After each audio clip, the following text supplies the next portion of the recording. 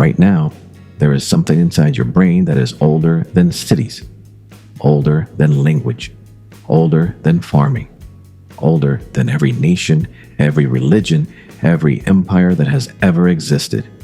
And it controls your life more than you realize. It decides who you talk to, what opportunities you avoid, why your heart races before a presentation, why rejection feels painful, why uncertainty keeps you awake at night, why a harmless email can make your stomach tighten. Most people think these fears are personal. They think they're broken, weak, anxious. But what if the fear you're feeling right now wasn't created by your life at all? What if it was inherited from ancestors who lived 300,000 years ago? Ancestors who faced predators, starvation, violence, disease, and death every single day. And what if your brain is still running the exact same survival software today? Because here's the strange truth. Your modern life is happening in the 21st century, but your fear system is still operating in the Stone Age. And once you understand this, you'll never look at your fears the same way again. The ancient machine inside your head. Imagine waking up 300,000 years ago.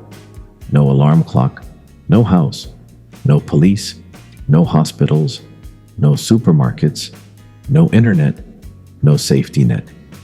Every morning, survival was uncertain. A strange sound in the bushes could mean death. A shadow moving in the distance could be a predator. One wrong decision could end your bloodline forever. For hundreds of thousands of years, human beings lived in this environment. And evolution had one job: keep us alive. Not happy, not confident, not successful. Alive. This distinction changes everything, because the brain you inherited was not designed to maximize happiness. It was designed to minimize danger, and danger was everywhere. So evolution rewarded individuals who were cautious, who worried, who anticipated threats, who expected the worst. The optimistic hunter who ignored danger often became lunch. The anxious hunter survived and had children who inherited the same tendency, generation after generation, for hundreds of thousands of years, until eventually fear became one of humanity's greatest survival tools. The result? You now carry a brain shaped by ancient environments that no longer exist. Why your brain loves bad news. Have you ever noticed something strange? One compliment can make you feel good for a minute, but one insult can ruin your entire day. Why? Because your brain treats negative information as more important than positive information. Psychologists call this the negativity bias, but its origins are ancient. Imagine two prehistoric humans. One notices beautiful flowers, the other notices a nearby snake. Who survives longer? The one who notices the threat. Evolution therefore trained the brain to prioritize danger over comfort. And that ancient programming still exists today. This is why bad news spreads faster than good news. Why criticism hurts more than praise helps. Why your mind remembers embarrassing moments from years ago but forgets hundreds of successful days. Your brain isn't malfunctioning. It's doing exactly what evolution designed it to do. Looking for danger. Constantly, relentlessly. Even when no real danger exists. The predator has changed 300,000 years ago. Fear protected you from lions. Today, lions are rare, but the fear system remains.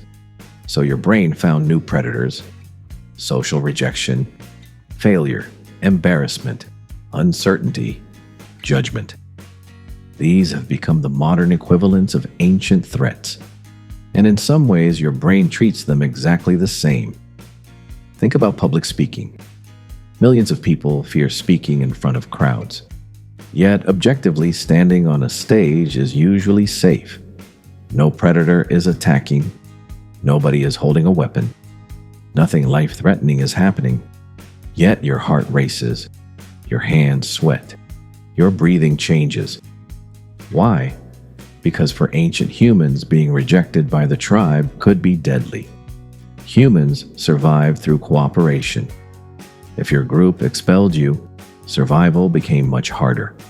So your brain evolved to fear social rejection intensely. Today, a presentation at work can trigger the same ancient alarm system. The situation changed. The biology didn't. Your brain cannot tell the difference. Here's something fascinating. Your brain often struggles to distinguish between physical danger and psychological danger. A predator chasing you, an awkward social interaction, a threatening email, a difficult conversation. They can all activate remarkably similar stress responses. Your body prepares for survival. Adrenaline increases, heart rate rises, muscles tense, attention narrows. This response made perfect sense when escaping predators. But modern problems cannot be outrun. You can't sprint away from taxes. You can't physically fight uncertainty. You can't escape an existential crisis by climbing a tree. Yet, your ancient nervous system keeps responding as if these threats are physical. That's why modern anxiety feels so exhausting. The survival system activates. Please like and subscribe. But there is nowhere for that energy to go. The fear factory called imagination. Humans possess a superpower unlike any other species. Imagination. We can mentally travel through time. We can imagine tomorrow, next year, 10 years from now. We can simulate future possibilities before they happen. This ability helped humans survive, but it also created a new problem. Fear no longer required a real threat. Now imagined threats were enough. A gazelle fears the lion it sees. Humans fear the lion they imagine. This means your brain can generate fear from events that never happen. The job interview, the breakup, the failure, the humiliation, the catastrophe. Your mind creates vivid simulations. Your body responds as though they're real. And suddenly you're suffering from a future that doesn't even exist. Many people spend years fighting imaginary battles that never arrive. Yet the emotional pain feels completely real. Because the fear system cannot always separate imagination from reality. Why comfort feels so dangerous? Here's one of evolution's strangest tricks. Growth often feels like danger. Think about every major improvement in your life. Starting a business, moving to a new city, approaching someone attractive, learning a new skill, changing careers, speaking publicly. Every meaningful opportunity contains uncertainty, and uncertainty activates ancient fear systems. Your brain interprets unfamiliar territory as potential danger, because for most of human history, unfamiliar environments genuinely were dangerous. Unknown places contained unknown threats. So when you step outside your comfort zone today, your brain often reacts as if survival is at risk. The feeling isn't evidence that you're making a mistake. It's evidence that you're doing something new. This realization can change your life, because many people interpret fear incorrectly. They assume fear means stop, but often fear simply means growth is nearby.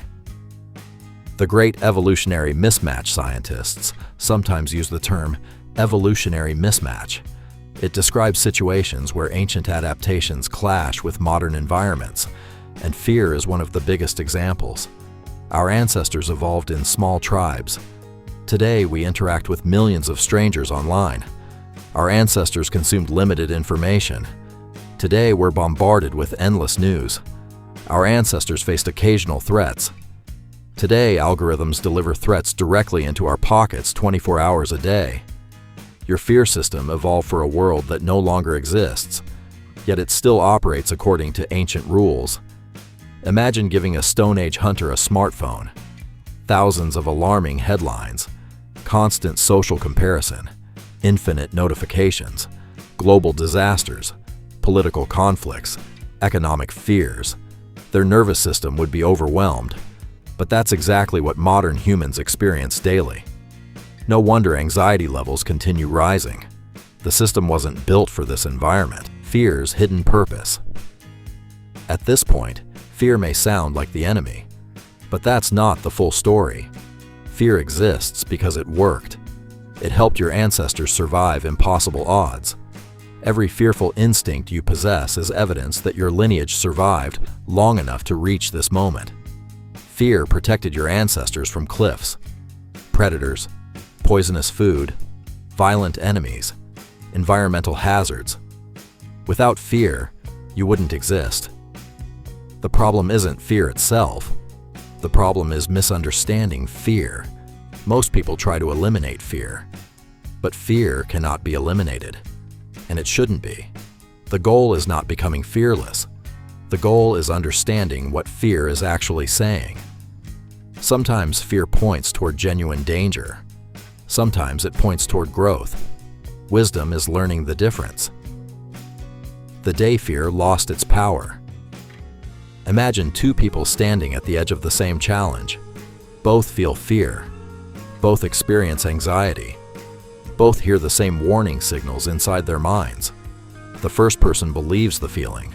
They retreat, avoid, wait, hide. The second person understands something different. They recognize that the sensation comes from an ancient survival system, a system trying to protect them, a system that doesn't always understand modern reality. So they move forward anyway, not because they lack fear, but because they understand it. That understanding changes everything. Fear loses much of its power when you stop treating it as prophecy, because fear predicts danger, but prediction is not certainty. Many of your greatest opportunities lie beyond alarms that were never designed for modern life. Conclusion. Right now, inside your skull, a 300,000-year-old survival machine is working exactly as it was designed. It scans for danger, anticipates threats, protects your future, keeps you alive.